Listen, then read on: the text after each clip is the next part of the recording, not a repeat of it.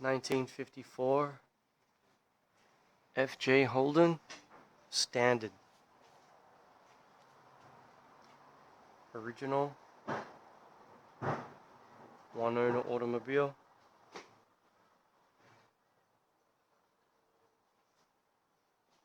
On the rack, ready to just get a mechanical service.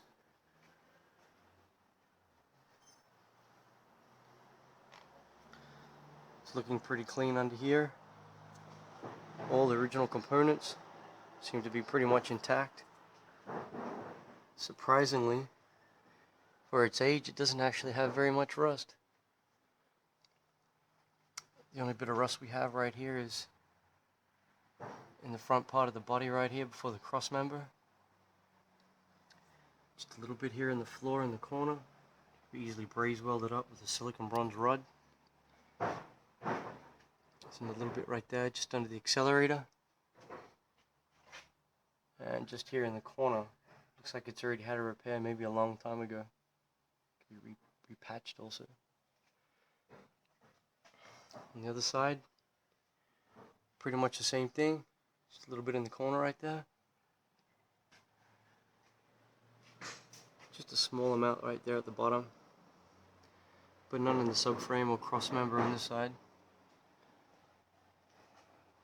A little bit of rust here at the back. In the inner sill panel right there. No big deal. Other than that, the floor is a cherry. Doesn't seem to be any body damage under here whatsoever. So you can see here, it's a early 54 model. Right here with the shock absorbers mounted behind the body there. This is before they made the bracket under the seat and moved the shock absorbers forward. Still retains its original shield protectors for the shock absorbers. Gas tank looks like it's got a new dent in it right there. Factory NASCO tow hitch. The remnants of an original exhaust right there, the correct log style exhaust right there with the correct brackets. It's probably the original exhaust by the looks of it. It's never been replaced. Rear end. All the brake hoses are complete, undamaged. There's a little bit of rust right there up into the fender where it meets the body right there. It's from the leather felt catching moisture. It's no issue either.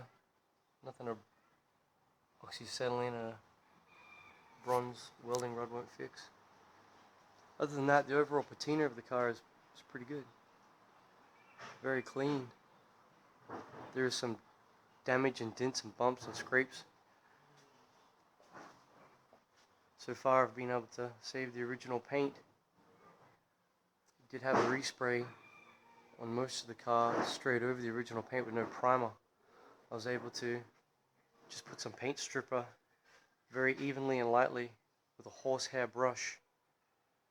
Not using a nylon brush because it starts to curl from the paint stripper, but use a horsehair brush, give a nice even coat, leave it on there for about 10 seconds, and it lifts the spray painted paint off there, and get a nice sharp razor blade. You're able to scrape all the paint off in one go. As long as you don't dig too hard right there, you won't dig into the original paint. If you leave it on too long, it'll soften up the original Duco underneath, and you can actually dig into it, and then that's when you start getting dig marks into the red oxide. You see where the paint scraper was stuck into it. Other than that, overall, the car's looking pretty good. So what we're going to do, swap this universal joint out right here for a newer stock one. I'm going to take this tail shaft out right here, take it down to the machine shop and have them balance it. Got to get another leaf spring off another FJ Holden. We're going to run an old school tail shaft loop right here, Appendix J style, with another piece of leaf spring material. I'm going to drop the gearbox out of this thing. 3-speed crash box, non-synchro mesh first gear. Put a rebuild kit through it. Pull it out. Take all the gears and bearings out. Polish the inside of the case. Give it a nice smooth flow for the oil. But what we're going to do is in the front, we're going to run double row bearings instead of single row bearings in the front. Double row bearings in the rear. The transmission to give it a bit more extra strength. Something that's kind of unique to this model is they come factory with a cast iron clutch fork, which is good. You normally have to put that in a car to get that strength to stop the clutch fork from bending when you're pressing hard on the clutch, especially if you have a racing button clutch, one of these old girls. So that's a bonus. Transmission mounts will need to be replaced, both sides, pretty gone. Moving forward to the engine, we have a blown head gasket, hopefully. It's only that. Possibly a Welsh plug blown in the side plate. Not too sure right now until we pull the head off. Go through it. Other than that, the front end looks to be pretty cherry. I'm going to get rid of some of the grease, degrease it, clean it up, and get it all serviceable again. New brakes. I did have a set of Oak Hill racing hubs for the front, which were a lot better than the Repco ones that the racers used to use. The fin drums, kind of like a Buick. Oak Hill was better than the Repco ones. They were balanced a lot better and made a lot better when the casts were made.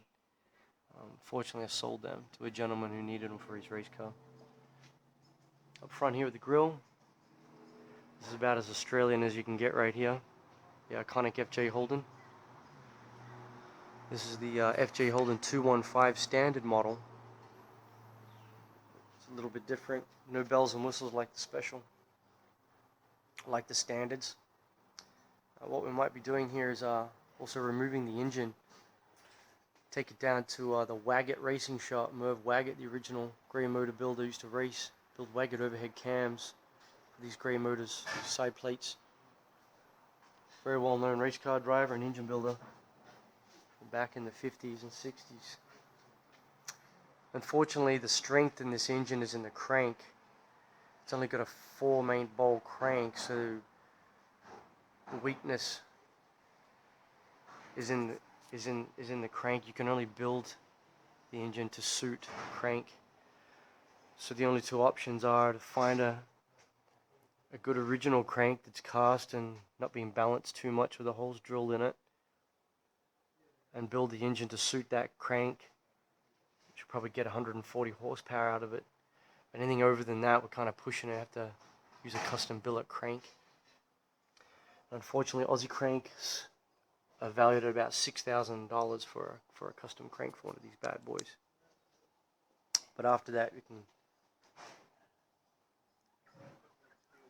build a lot more. Okay, so that's the FJ215 standard.